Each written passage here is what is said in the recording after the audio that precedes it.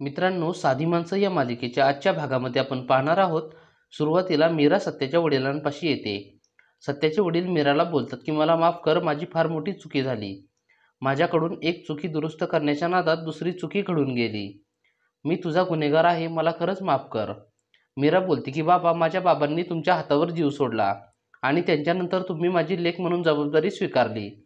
खरं तर मी तुमची आयुष्यभर आभारी असणार आहे. मीच शब्दांचा चुकीचा अर्थ काढून बसले. मला तुम्ही प्लीज एकदा माफ करा. मीरा सत्याच्या वडिलांचा हात तिच्या डोक्यावर ठेवते आणि त्यांची मनापासून माफी मागते. सत्या पण हे सगळं लांबून पाहत असतो. त्याला पण फार छान वाटतं. आता मग सगळेजण इकडे नाश्ता करायला बसलेले असतात. निरूपा पण नाश्ता करायला येते. सत्या तिला बोलतो की अगं निरूपा, तुझ्या त्या पळपुट्या पोराला नाश्ता करायला बोलाव ना. इतके दिवस तू मला इतकी नावं ठेवत होतीस, आता त्याला पण आवाज दे. निरूपा मग पंकजला आवाज देते. पंकज मात्र कामाला जायचं असल्यामुळे फारच आवरून आलेला असतो. आता मग पंकज आल्यावर सत्या कॅलेंडर व्यवस्थित लावू लागतो आणि मग तो सर्वांना बोलतो की आता इथून पुढे 6 महिन्यात हा सगळे पैसे परत करणार आहे. त्यामुळे मी या कॅलेंडरवर आता खून मारली आहे. निरूपा बोलते की या सगळ्याची काय गरज आहे, तो आजपासून कामाला जाणार आहे ना. आणि मग निरूपा पंकजला नाश्ता करायला बसायला लावते. पंकज खुर्चीवर बसणार असतो तर मग सत्या खुर्ची मागे ओढतो. पंकज बिचारा जोरात खाली पडतो. सगळेजण त्याला बघून हसू लागतात. सत्या बोलतो की ही खुर्ची आता माझी आहे. पंकज उठतो आणि निरूपाला बोलतो की मम्मा, ही खुर्ची तर माझी होती ना.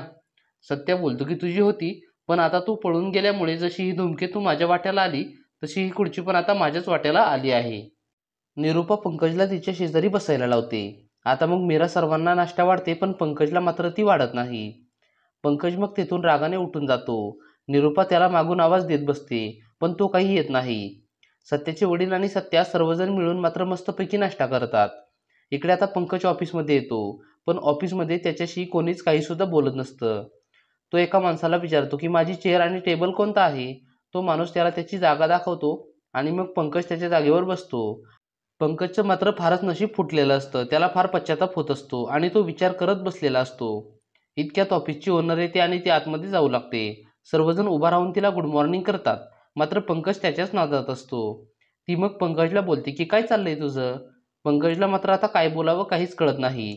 तो खिशामध्ये हात घालून उभा असतो. ती मॅडम बोलते की खिशातला हात पहिला बाहेर काढ. इथे काय तू जेवण करायला आला आहेस का? तुला कोणी इथे जेवण वगैरे वाढणार आहे का? पंकज बोलतो की येस मॅम. आणि मग सगळेजण त्याला हसू लागतात. त्या मॅडम पंकजला वॉर्निंग देऊन तेथून निघून जातात. आणि त्याला त्या इथून पुढे जर आल्या ना, तर त्यांना उभा राहून गुड मॉर्निंग जर त्याने केलं नाही तर त्याचा पगार काटेल असं पण धमकी दिली जाते. इकडे आता घरी मीरा घर झाडत असते आणि सत्याचे वडील मात्र बसलेले असतात. सत्याचा भाऊ येतो आणि सत्याच्या वडिलांना बोलतो की आई कुठे गेली आहे. सत्याचे वडील बोलतात की एक वादळ दुसऱ्या वावटळीला भेटायला गेलं आहे, त्यामुळे घरामध्ये शांतता आहे. सत्याचा भाऊ बोलतो की म्हणजे मम्मा पार्वती मावशीकडे गेली आहे का? तुम्ही मम्माला असं बोलताय, ते वादळ आणि वावटळ एकत्र आलं ना, तर मग किती मोठी त्सुनामी येईल माहिती आहे ना. आणि मग ते दोघेजण हसू लागतात. पण मीरा मात्र फारच शांत असते. सत्याचा भाऊ बोलतो की वहिनी, अगं तू एवढी शांत का आहेस?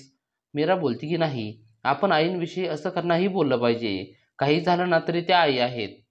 इतक्यात सत्या येतो आणि त्या सर्वांना बोलतो की तुम्ही सगळेजण खाली चला. खाली फारच मोठा लोचा झाला आहे. आता मग हे सगळे बोलतात की नेमकं काय झालं आहे. सत्या बोलतो की तुम्ही पहिले खाली चला. आणि मग तो मीराला बोलतो की पहिलं खाली चल, नाहीतर मग मी फारच मोठा राडा करेल. आणि मग तो सर्वांना खाली घेऊन जातो. तर मग सत्याने नवीन गाडी आणलेली असते.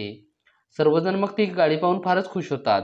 सत्या बोलतो की आता मी या गाडीचा नवीन बिझनेस चालू करणार आहे. सत्याचे वडील बोलतात की अरे वा, ही तर फारच चांगली गोष्ट आहे, पण तुझ्याकडे एवढे पैसे आले तरी कुठून? सत्या बोलतो की ही माझ्या मित्राची गाडी होती आणि तिची कंडिशन फारच वाईट होती. तो स्क्रॅपमध्ये विकणार होता, पण मी बोललो की मी ही गाडी नीट करून वापरतो आणि मग त्याचे पैसे मी थोडे थोडे करून देणार आहे. तशी ही आयडिया धूमकेतूची होती, पण ही आयडिया मला खरंच फारच आवडली. आता मग सत्याचे वडील आणि मीरा दोघेजण त्या गाडीची पूजा करण्यासाठी ताट वगैरे घेऊन येतात. त्या गाडीची पूजा करायची असते आणि मग सत्या गाडीला हार लावू लागतो. मीरा गाडीची पूजा करणार असते. ती मग गाडीला हार लावून झाल्यावर नारळ फोडणार असते. सत्या बोलतो की नारळ व्यवस्थित फोड, जुन्या गोष्टी काही आठवू नकोस. मीरा मग नारळ फोडायला जाते आणि सत्याला नारळ उगारते आणि मग सत्या फारच भीतो. मग सगळेजण त्याला हसू लागतात.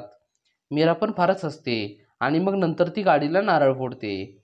इतक्यात एपिसोड संपतो. मित्रांनो, आता पुढील भाग हा फारच मनोरंजक होणार आहे. पुढील भाग पाहण्यासाठी व्हिडिओला लाईक करा आणि चॅनेलला सबस्क्राईब करायला विसरू नका. धन्यवाद.